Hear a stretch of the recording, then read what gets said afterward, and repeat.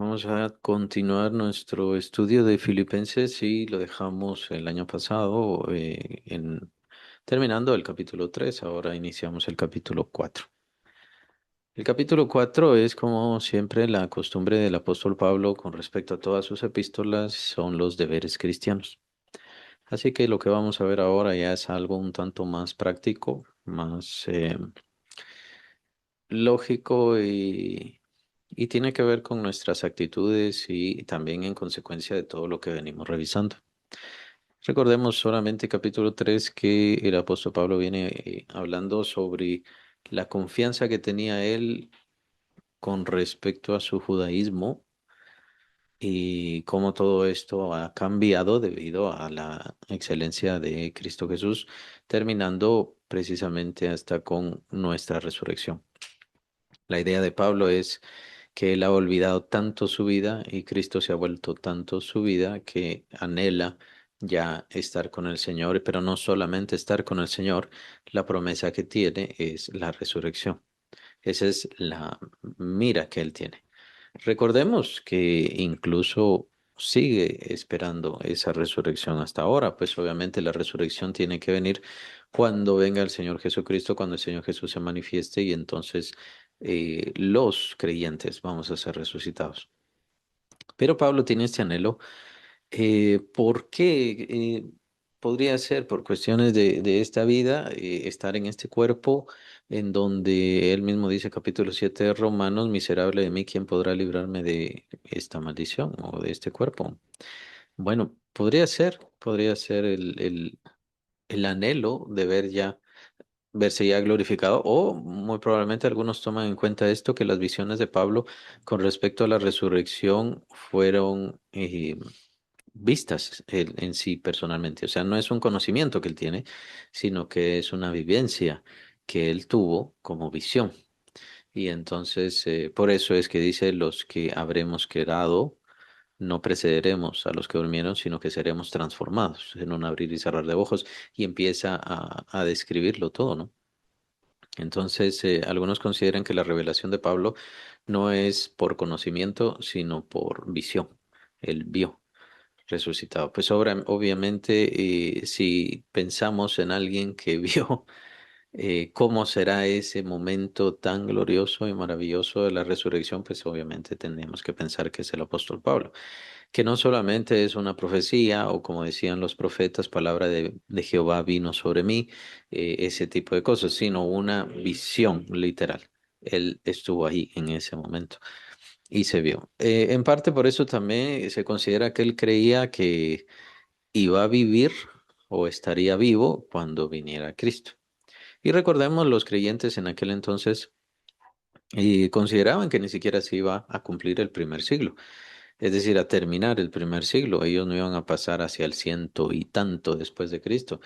Entonces, claro, en ese momento no había conteo, el conteo vino mucho después, ¿no? En ese tiempo se contaban así como aparecen en los principios de, por ejemplo, el Evangelio de Lucas y eso, y de hecho desde antes en el Antiguo Testamento ya se venía contando esto por medio de los reyes, por medio de los gobernantes. Entonces, en el cuarto año de Augusto, etcétera. Entonces, los conteos iban más o menos en ese sentido.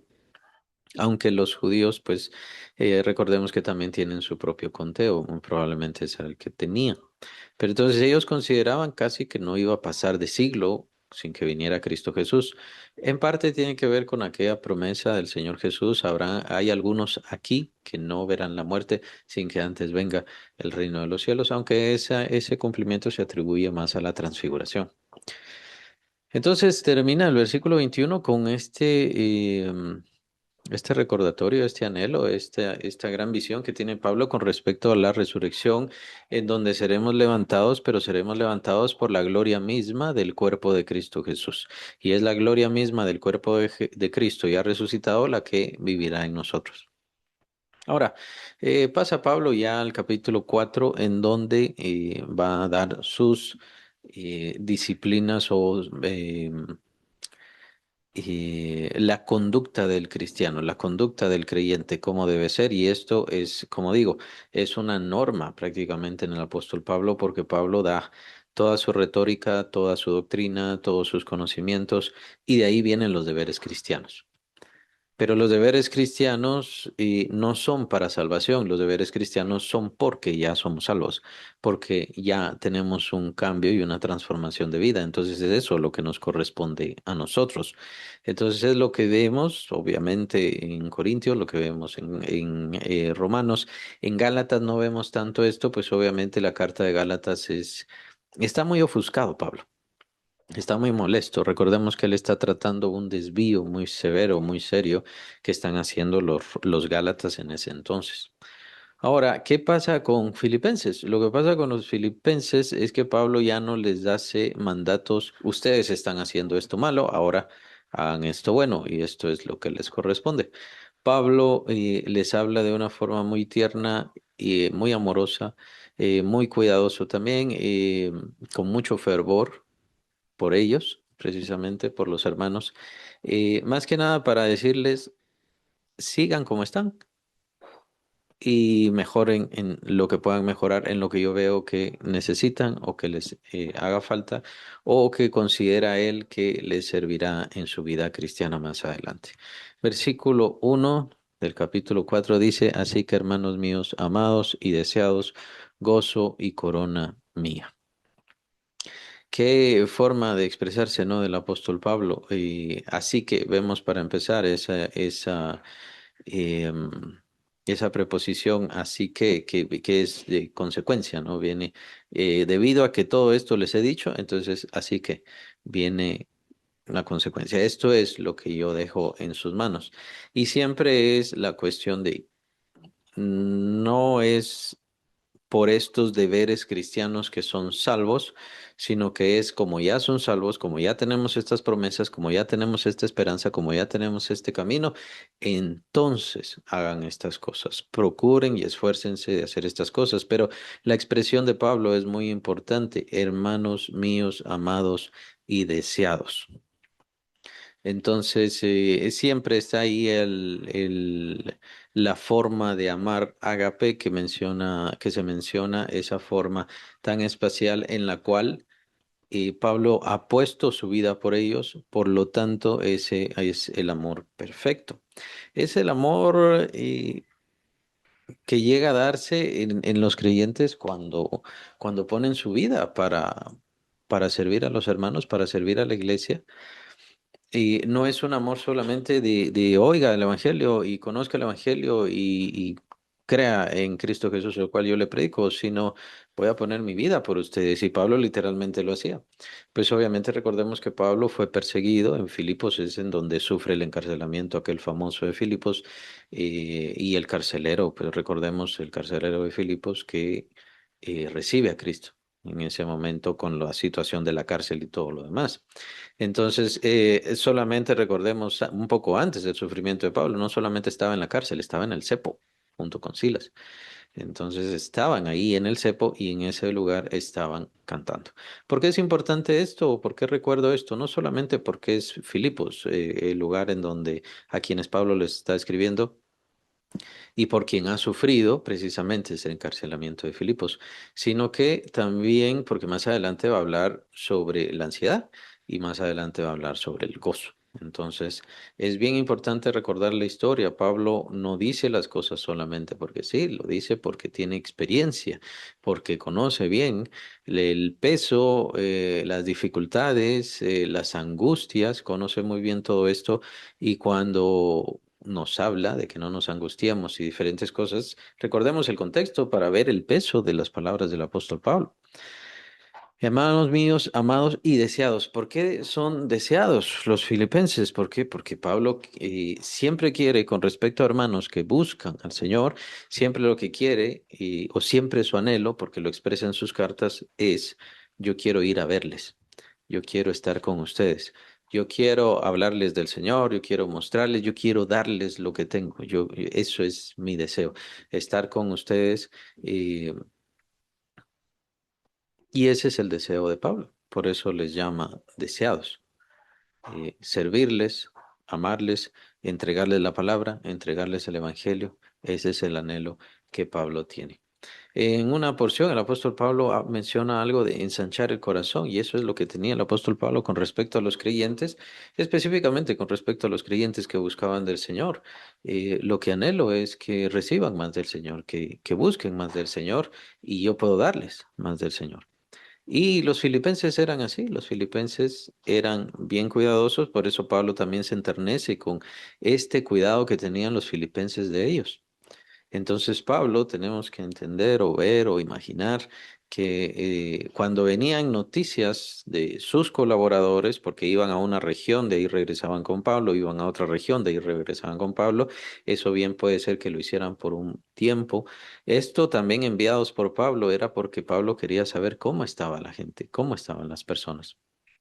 Recordemos, esos eran los medios de comunicación en aquel entonces. Los medios de comunicación eran muy importantes, y es muy importante la comunicación, el saber cómo están las personas. Gozo y corona mía es una expresión bien importante. Corona, pues, em, bien podría entenderse, pero o hay quienes lo entienden así, lo entienden como que de acuerdo con el crecimiento de los filipenses, así tendría la corona Pablo. Aún así, yo no lo entiendo de esa manera. Yo entiendo que Pablo está diciendo, ustedes son mi corona, ustedes son lo que yo llevaré ante Cristo, ustedes son la ganancia, ustedes son el fruto de mi trabajo. Y, y no se trata de que si crecen o si no crecen, y si ustedes no crecen, entonces yo no tengo corona. No se trataría de ese sentido, sino que para Pablo lo importante en la iglesia de Cristo Jesús es la gente que logra llevar a la presencia del Señor. Desde ahí vemos un cambio, una gran diferencia entre este apóstol y el cristianismo de entonces con el cristianismo, por supuesto, actual. Pero cada quien debe juzgarlo, ¿no?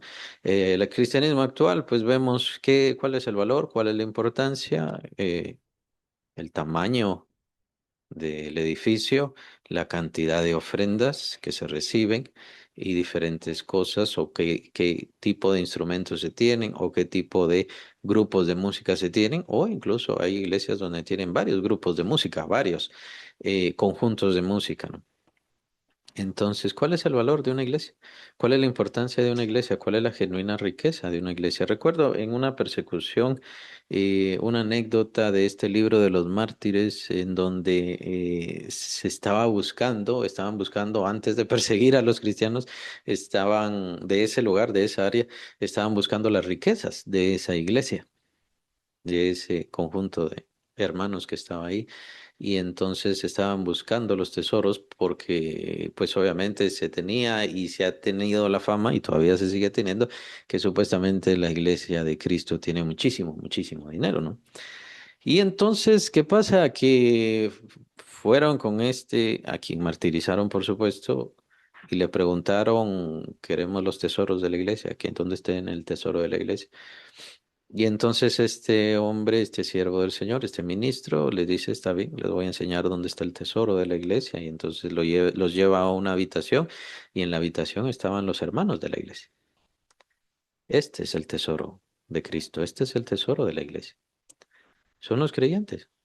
Y es que es cierto que se tienen recursos, es cierto que Dios provee recursos, medios y formas, pero los medios, las formas y los recursos son solamente para obtener el tesoro de Dios. Y el tesoro de Dios no es el dinero, no es el oro, no son las riquezas, no son los templos, no son los vehículos.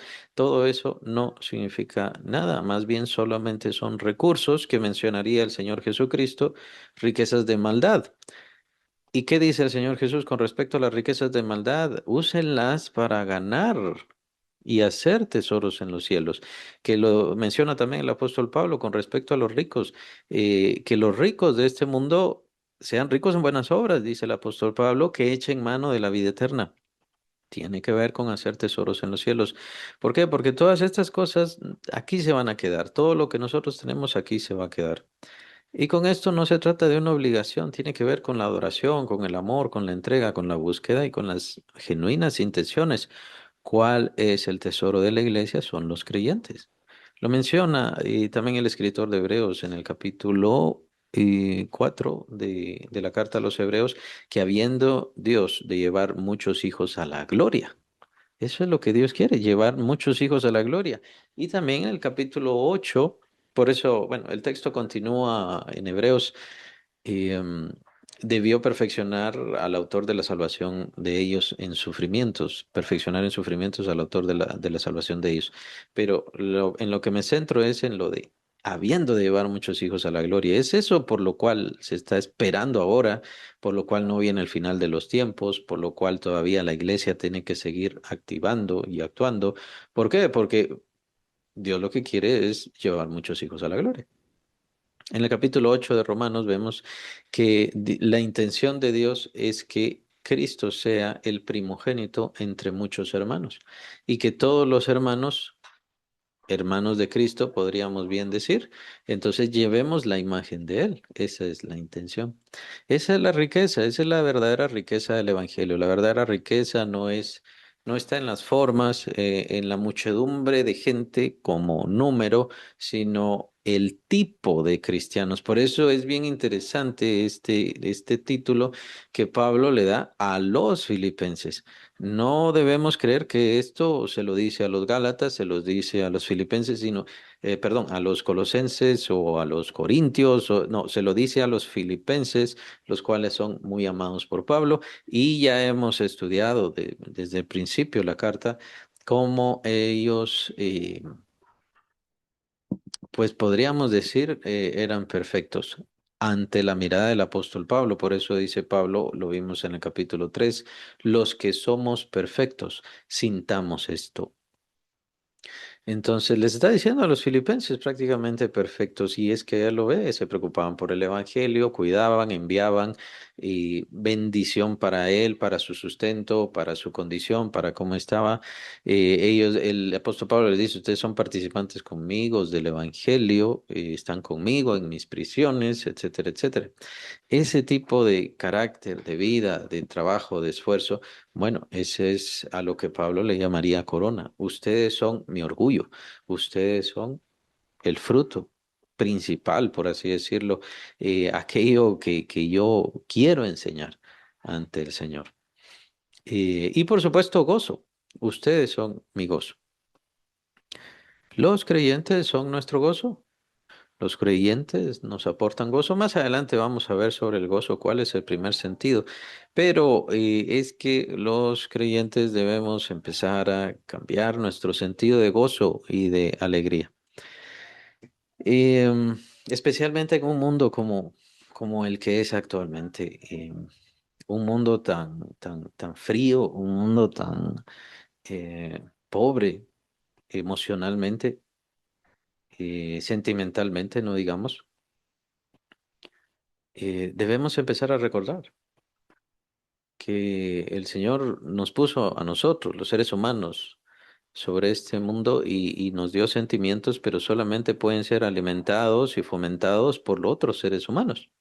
Claro, Él es el principal sentido de gozo como lo repito, lo veremos más adelante. Pero también el propósito de Dios por el cual nos pone en la iglesia es para que tengamos gozo. No para que tengamos dificultades, conflictos, problemas, no para que haya riñas, situaciones difíciles, las cuales hay. Y Pablo lo va a hablar, de hecho, en el siguiente versículo, lo cual hay, por supuesto, pero al mismo tiempo hay gozo. Ese es el propósito de la iglesia. Y el propósito de Pablo para Pablo, que pues ya no tenía una familia directamente apegada a él, y al mismo tiempo había perdido a sus amistades judías, todo lo que él conocía antes. Y muchos creyentes lo rechazaron, especialmente en Jerusalén, no digamos. Y pues para él tomó como su familia, la iglesia. Y en parte como creyentes eso también nos enseña, pues debemos tomar a nuestra otra familia o nuestra, será nuestra verdadera familia o familia más eterna, pues en la eternidad la familia que tendremos es la familia del Señor, la iglesia. Pero debe ser nuestro gozo, ahí sí debe ser nuestro gozo, nuestra razón de alegría también. Más adelante vamos a ver esto a mayor profundidad. Estar así firmes, bueno, este es el llamado que hace Pablo, el deber cristiano que les da Pablo a los filipenses, estar así firmes en el Señor. O sea, ustedes están firmes.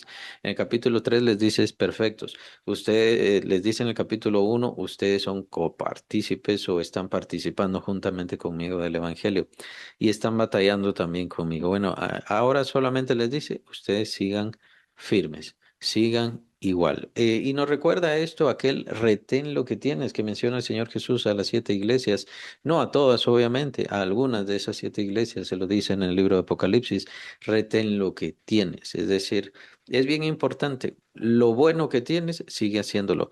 Lo que ya has logrado, manténlo, presérvalo, guárdalo, sigue adelante.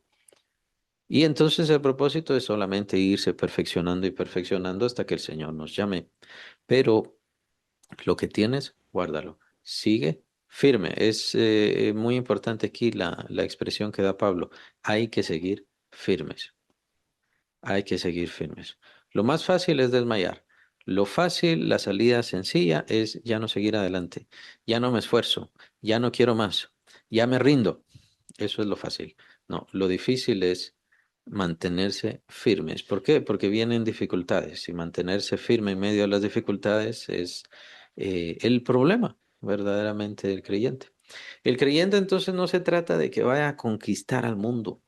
Eh, Hay ministerios y situaciones de ministros, bueno, esa es otra situación y depende del llamamiento de cada quien, pero de lo que se trata sobre cada creyente es mantenerse firme en medio de las dificultades y mantener su fe constante y firme siempre.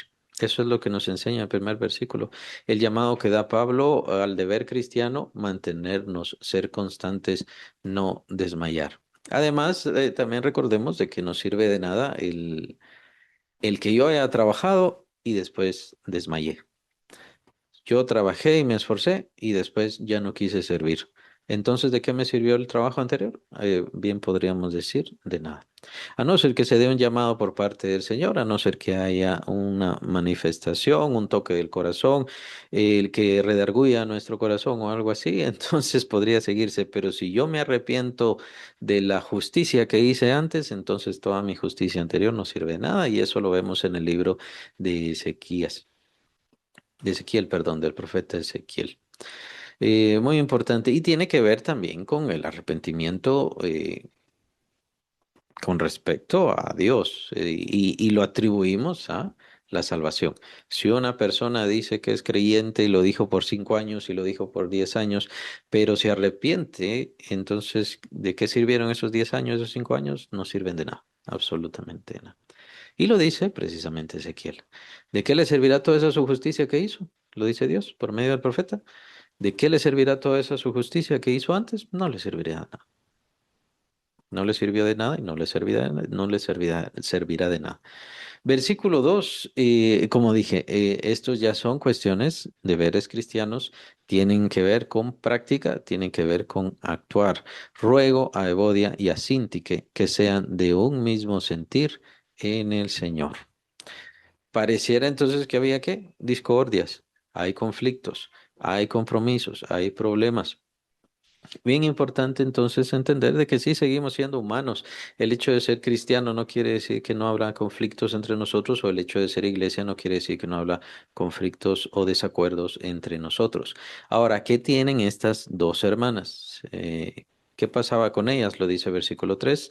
Y no me refiero a qué pasaba, cuál era la discusión. Pablo es muy precavido.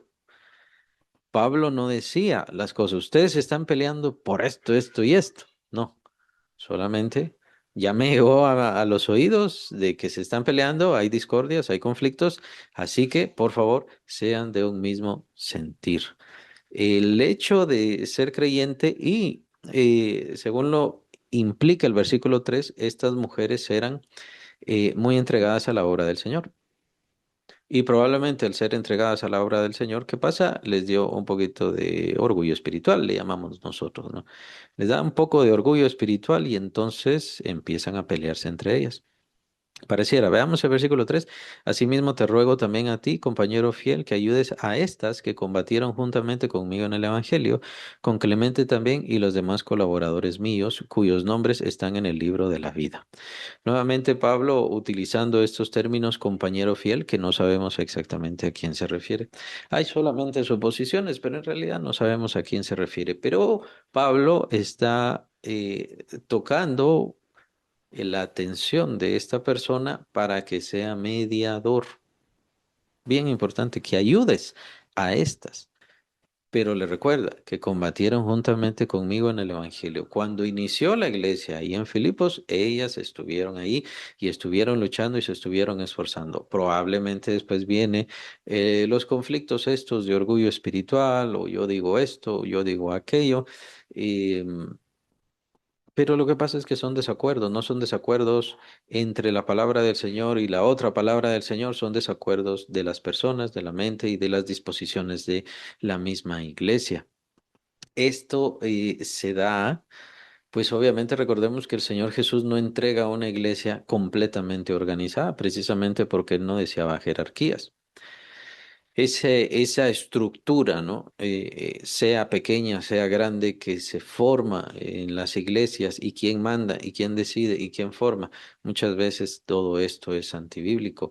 La idea del Señor sí es que la iglesia disponga, juzgue y defina, así como definir sus días de culto, su tiempo de servicio, su entrega al Señor, cuáles son sus actividades. Todo eso le corresponde a la iglesia.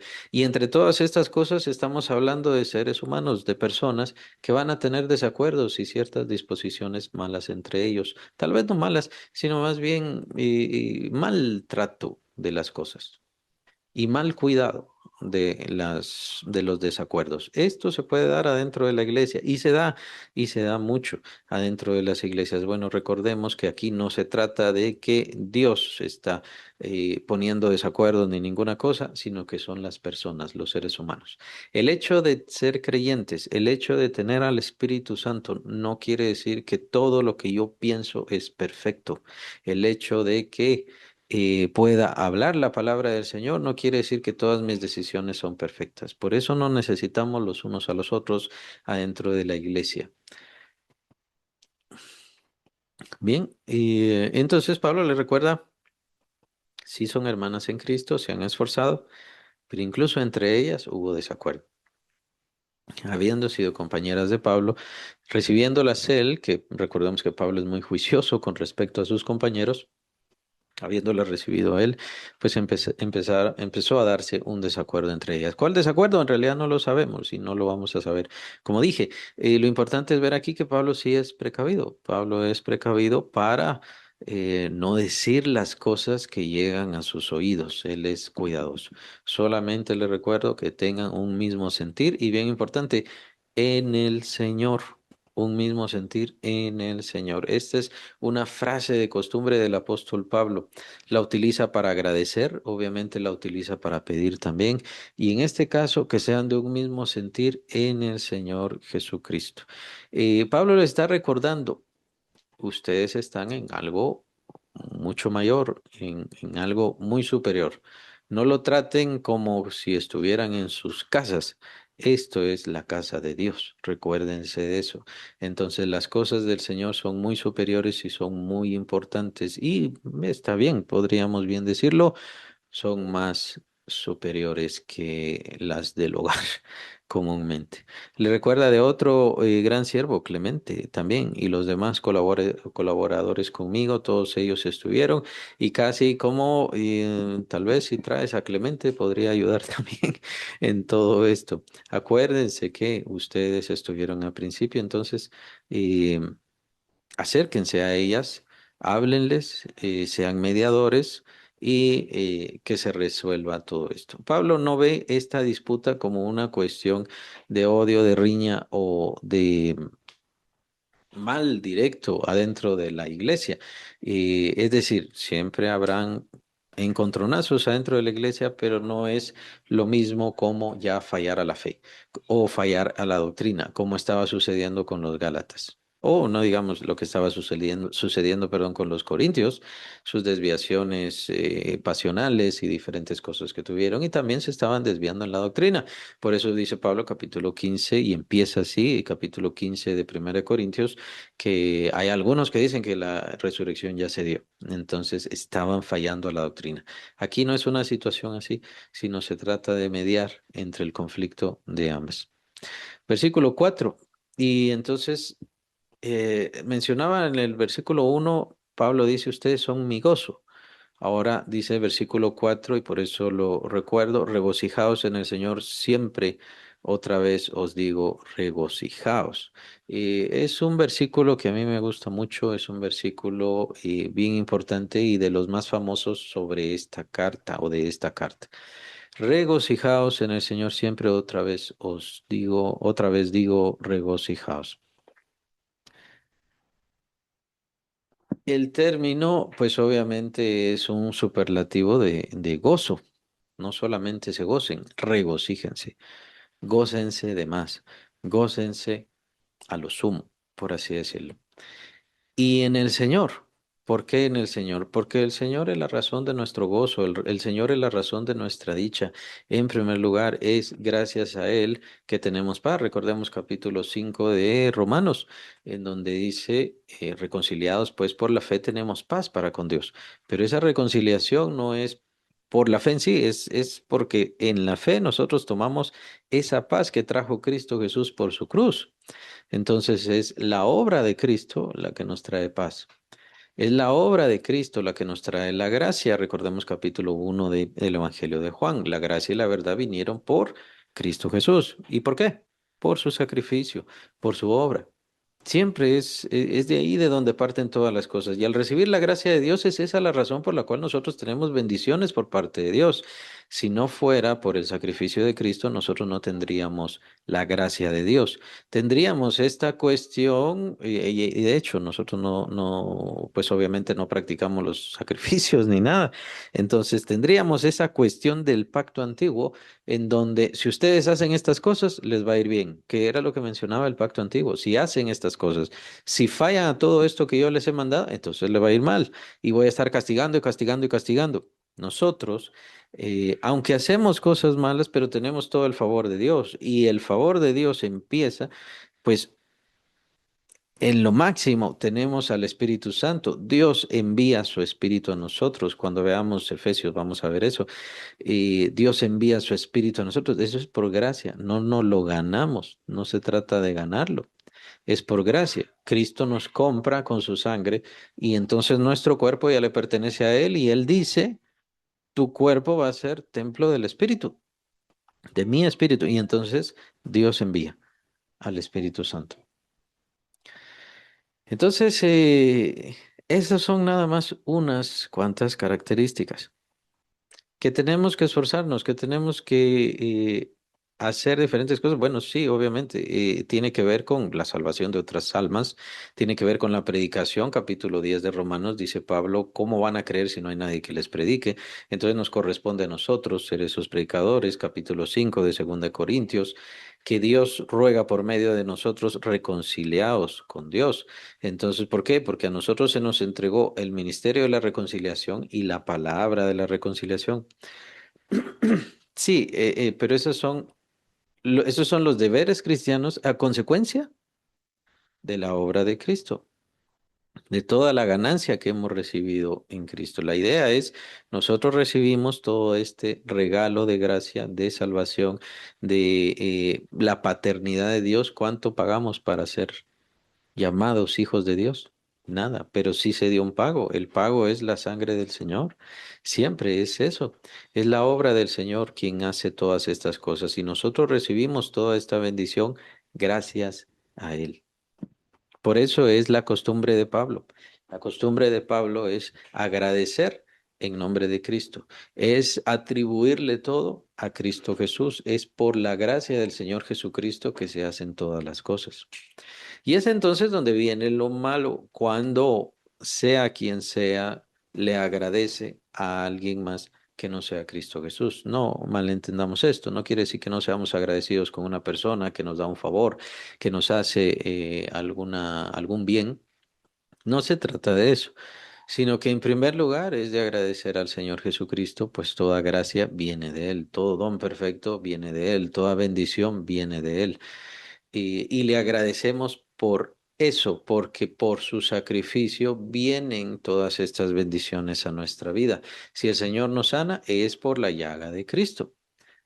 Sí, creo que todos hemos recibido de una forma sanidad, de una forma o de otra, hemos recibido sanidad por parte del Señor. Le pedimos porque estamos enfermos por algo, algún pariente está enfermo, y si está en Cristo, pues obviamente es por la llaga del Señor Jesús que viene esa sanidad. De ahí vienen más enfermedades, por supuesto, y vendrá tal vez alguna enfermedad que ya termine nuestra vida, pero eso es porque no estamos glorificados. Estamos esperando la redención de nuestro cuerpo, lo menciona Pablo en el capítulo 8 de Romanos.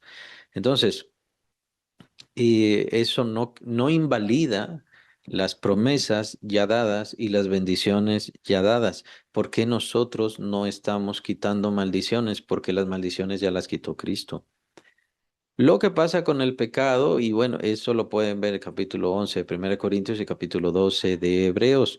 Lo que pasa con el pecado es que es un peso que no nos deja caminar o incluso que puede darnos un defecto en nuestro caminar. Si queremos verlo así, sería entre comillas. Es como una figura.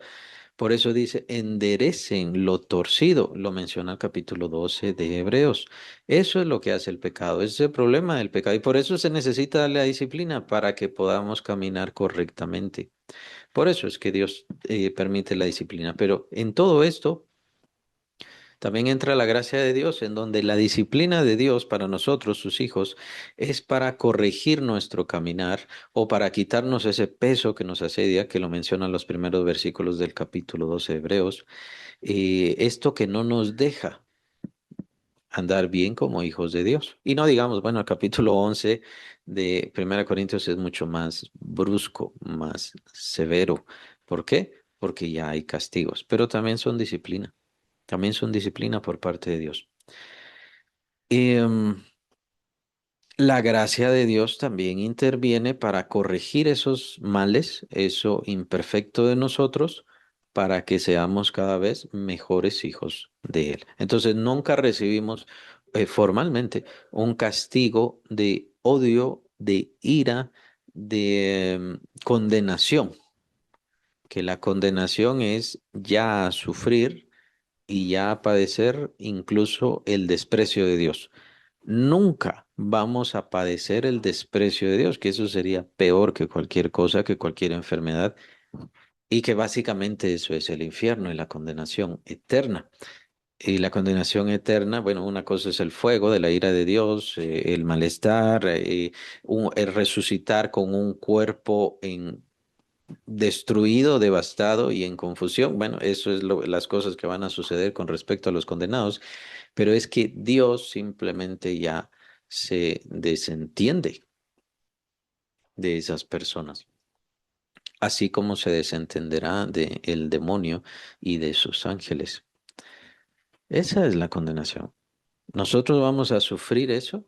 Puede ser que nosotros padezcamos la severidad de Dios, puede ser que nosotros padezcamos la disciplina de Dios, pero nunca vamos a padecer el desprecio de Dios. Y esto es algo que tenemos que considerar y comparar y vernos un poco en esa figura del antiguo pueblo de Israel, que Dios nunca quitó su favor y nunca apartó su presencia.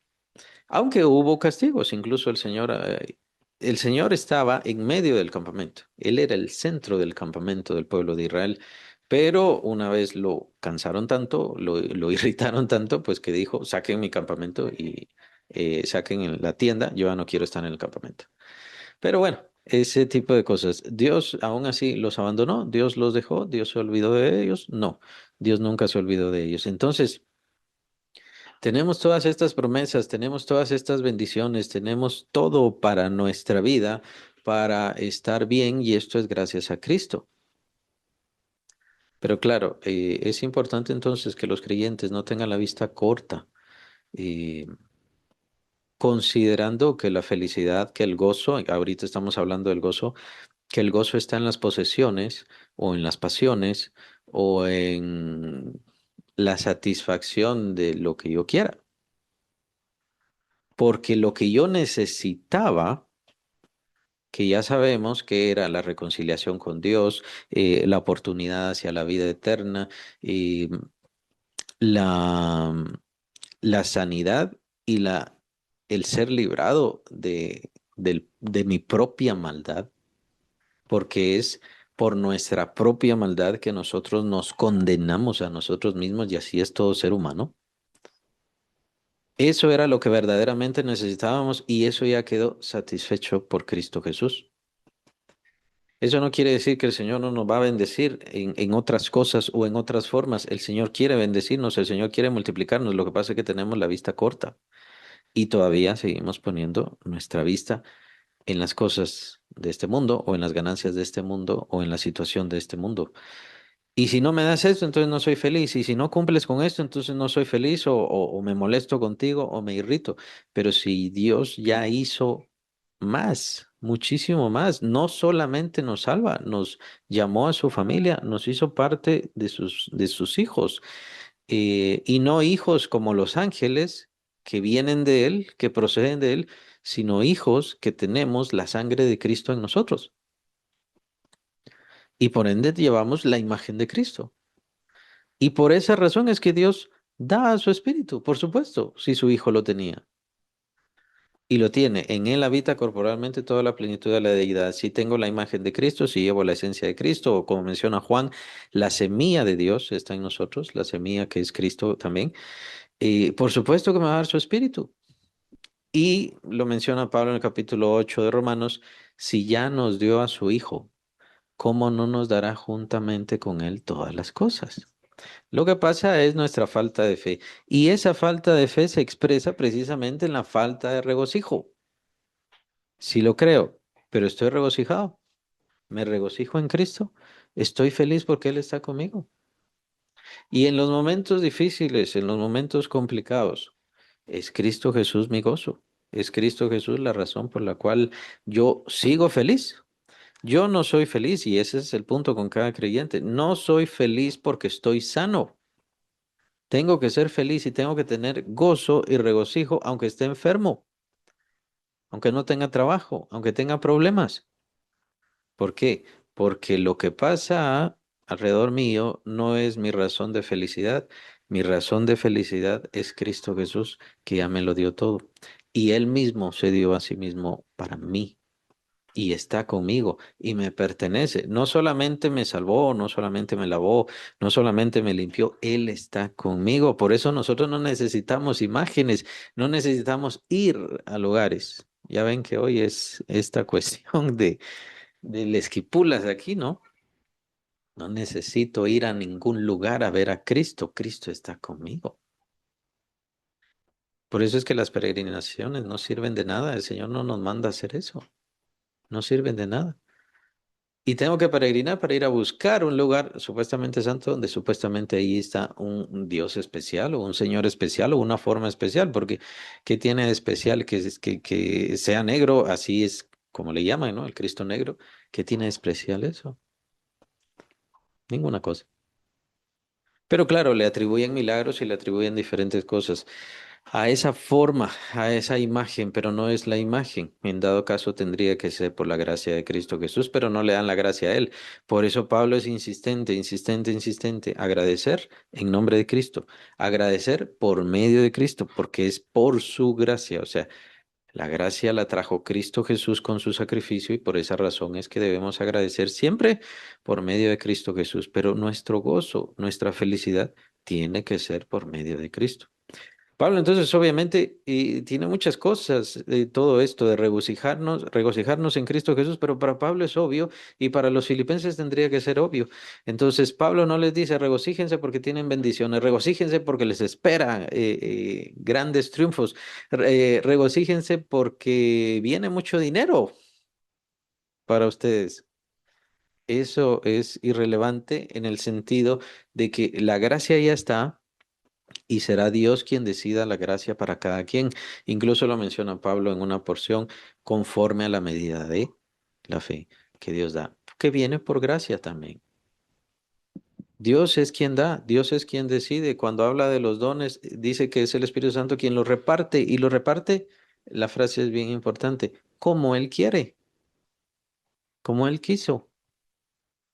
Lo importante es que Dios me dé lo que Él quiera darme y estar agradecidos por eso, pero agradecidos ¿en qué forma?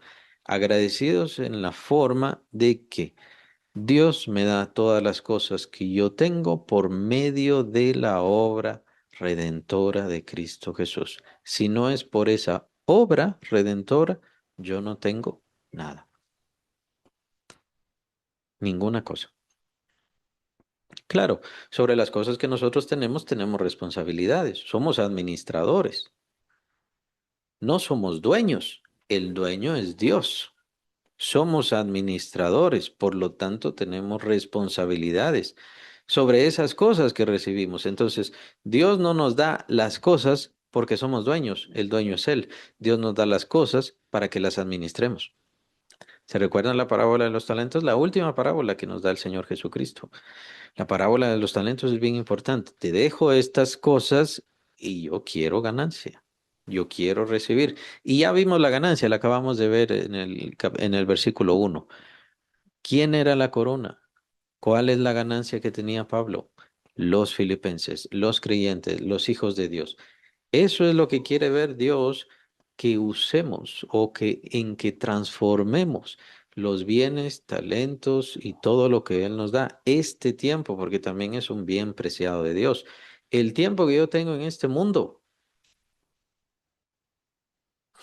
solamente lo estoy usando para trabajar, que está bien, es bueno, no estoy diciendo que sea malo. Pero tiene un propósito eterno, tiene un fin maravilloso, tiene que presentar cuentas, es administrador, es administradora del Señor. Lo único que voy a hacer o que vamos a hacer cuando estemos delante de Él, sí, Señor, estos años que tú me diste, este tiempo, esta salud que tú me diste, yo tenía que trabajar. Eso es todo. ¿En dónde está entonces eh, el sentido de nuestra vida? Y el sentido de nuestra vida parte también por el sentido de nuestro gozo, de la misma manera que por el sentido de nuestro amor. Por eso me gusta mucho el versículo 1. Amados, y ellos son la razón de su gozo para Pablo. ¿Por qué estos puntos son importantes? Porque donde esté el amor y donde esté el gozo, ahí va a estar mi corazón, mis fuerzas, mi empeño, mi entrega. Y el Señor si quiere que pongamos todo esto en su obra. Su obra es la iglesia, su obra son los hijos del Señor. Ah, ¿Por qué se alejan muchas personas de la iglesia? ¿Será que su gozo está ahí? ¿Será que pusieron su gozo ahí en estar con las personas, en el trabajo que hacen con las personas, con los creyentes? ¿Y será que es a eso a lo que se refiere el Señor Jesucristo en el mensaje de la primera iglesia, a la iglesia de Éfeso? Tú haces trabajo, yo no lo he olvidado, no lo desconozco. Estás trabajando para mí, te estás esforzando. Incluso menciona el Señor, tienes amor, tu trabajo de amor. Lo que pasa es que se te ha olvidado algo, que se te ha olvidado que tu primer amor. El sentido de tu gozo, quiere decir el Señor ahí. Tu deleite, lo que disfrutas. ¿Hay que trabajar para el Señor? Sí, hay que trabajar para el Señor.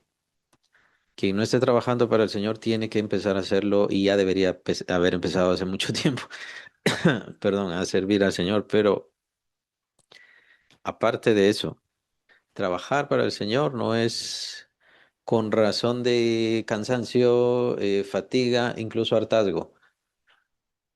Yo ya no quiero servir al Señor, pero lo tengo que hacer, lo voy a hacer. Va a ser mejor que medite, que piense en dónde está su gozo y empiece a poner su gozo donde de verdad debe estar, y para trabajar para el Señor, para servir para el Señor, para administrar para el Señor. También hay que poner no solamente el amor, sino que hay que poner, y no el amor a aquel que sufre nada más, sino también el regocijo, la alegría, la dicha. El Señor se gozó, ¿se recuerdan? Cuando llegan los misioneros, bien podríamos decirlo, Él envía a sus discípulos como misioneros. ¿Y qué es lo que hace Él? ¿Qué es lo que hace el Señor Jesús? Se regocija. Y viene aquella frase, vi a Satanás descender como un trueno. Dice. Se regocija en la obra que se estaba haciendo, se regocija en que esto se multiplique, se regocija en que Él ponga todas estas cosas sobre los creyentes, sobre los hijos, y que ellos empiecen a manifestarse y a servir y a entregarse más al Señor. Esa es nuestra misión como iglesia, como siervos, como ministros, como maestros, que estos quienes están aprendiendo y están recibiendo ya caminen por sí mismos en la obra del Señor y se conviertan obviamente en siervos y siervas del Señor. Ese es el propósito y ese debería ser también la razón de nuestro regocijo y debería ser la razón del regocijo de todos en las iglesias, completamente. Así que va de la mano. El regocijo en Cristo tiene que ver con el regocijo también entre los hermanos de la iglesia conforme al crecimiento y conforme a lo que servimos para el Señor. Que también lo que servimos es parte de la gracia misma. Lo mismo, lo menciona el apóstol Pablo. Lo que yo he hecho, lo que yo he trabajado, no he sido yo, dice Pablo, es la gracia de Dios en mí. No soy yo, no soy yo el gran Pablo, no soy yo el importante. Y con esto no le quito importancia y medida o desmérito o le hago desmérito al trabajo de Pablo. No, él mismo lo dice, él mismo es humilde, es la gracia de Dios en mí la que trabaja. No he sido yo quien ha hecho todo esto, es la gracia de Dios en mí la que trabaja, la que se esfuerza. Hay varios detalles. Hay varias características sobre esto, es bien importante que contemplemos y que veamos nuestro servicio, ¿no? Nuestra entrega al Señor o nuestra devoción al Señor.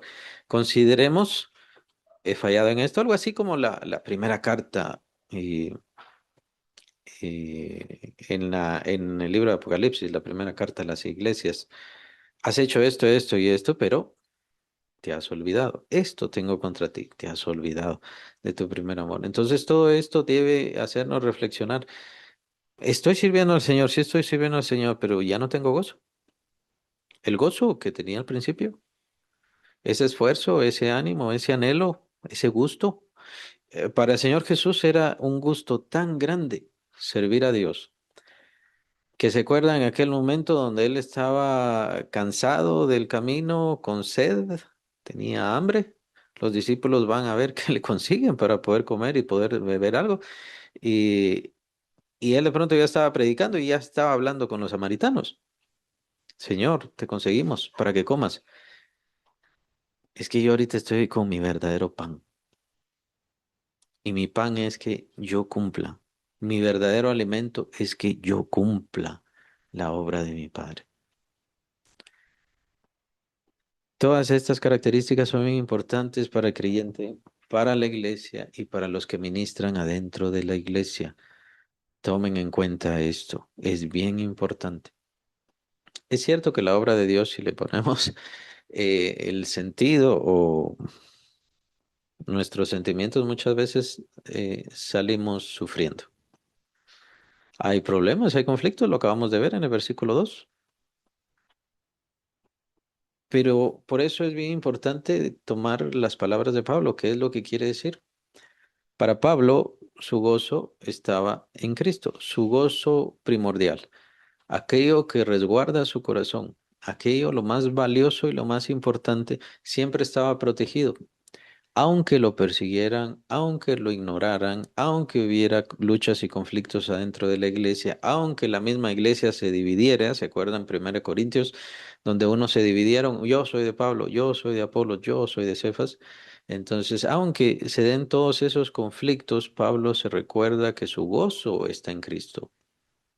Aunque sí tiene que gozarse en la iglesia, sí tiene que gozarse en los hermanos, sí debe gozarse en los creyentes, pero su gozo primordial, su gozo primero, su gozo más valioso y más fuerte está en Cristo Jesús. A veces nos cansamos y nos agotamos de servir precisamente por eso, porque ponemos nuestro gozo en las cosas o en las personas o en la ganancia o cómo va creciendo el número, cuánta gente más viene. Y entonces le quitamos la razón del gozo, el fundamento del gozo, el gusto de servir a estar con el Señor y agradar al Señor. Entonces ahí vamos perdiendo terreno. Vienen fallas, vienen conflictos porque van a venir adentro de todas las iglesias, vienen, por supuesto que sí. Muchas veces son permitidos por el Señor. Muchas veces las iglesias grandes, el Señor permite que se partan. ¿Por qué? Porque así van a multiplicarse más, va a hacerse otra iglesia. Y eso no es algo malo, eso es algo bueno. Eso es algo, tal vez vino de conflictos los cuales a Dios le desagradan, ciertamente, pero está bien que vayan a servir, está bien que vayan a esforzarse más. Debido a conflictos, bien podríamos decir, el conflicto que se dio entre Bernabé y Pablo, por eso estos misioneros, unos misioneros se fueron a Chipre y los otros misioneros se fueron a Europa, precisamente entrando por estas áreas de Filipos. Así que no es algo, digámoslo así, bien visto ante Dios, pero Dios lo usa. De todas formas, es parte de la multiforme sabiduría de Dios, pero que nuestro gozo pleno, primero, importante, no está en las cosas, en los logros, en el cumplimiento, porque al final es gracia de Dios también. Es bueno, es importante y hay que hacerlo y gracias a Dios que el Señor dé más victoria, que el Señor dé más iglesias, que el Señor dé más crecimiento y dé más creyentes, pero al final lo más importante es que nuestro gozo siempre se mantenga en Cristo Jesús. Es gracias a eso que bueno, en ese momento era Pablo con Silas que estaban estando en el cepo, ellos empezaron a cantar alabanzas. Es gracias a eso que los apóstoles cuando fueron golpeados y maltratados aquella vez y al final los soltaron y ya no sigan predicando el Señor Jesús, ellos salieron de ahí felices. Yo digo que se extrañaron esas personas que los golpearon. ¿Cómo es posible? Los golpeamos y están como que felices, están contentos. Lo que pasa es que no saben que estaban felices porque habían sido tenidos por dignos de sufrir por Cristo Jesús, de padecer por Cristo Jesús. El cambio de mente, el cambio de intenciones, el cambio de corazón. Ya no voy a poner más mi gozo en estas cosas, voy a ponerlo en esto. Ya no voy a poner más mi interés en estas cosas, sino lo voy a poner en esto de esta forma. Eso es lo que hace el cambio en nuestras vidas y corazones. Les dejo ese y nos quedamos en el versículo 4 para que reflexionen. Pues el asunto del regocijo es bien importante. Muchas veces vemos el amor y es cierto que el amor es sufrido, el amor es sufrido, el amor es benigno y todo lo sufre, todo lo puede, todo lo espera, todo lo soporta. Nos gusta ese pasaje del capítulo 13 de 1 Corintios y decimos, bueno, el amor es sufrido, tiene que sufrir, pero se nos olvida la parte del gozo y de la alegría, de la dicha de ser cristianos y la dicha de ser cristianos significa que nuestro amor está bien sujeto a Cristo Jesús.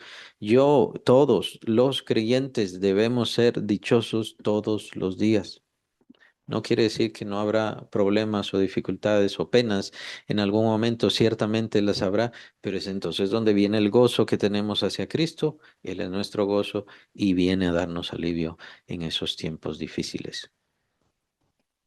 Tal vez el problema no se arregló, tal vez el problema no se va a arreglar, tal vez en mucho tiempo no se va a arreglar, pero yo ya estoy gozoso.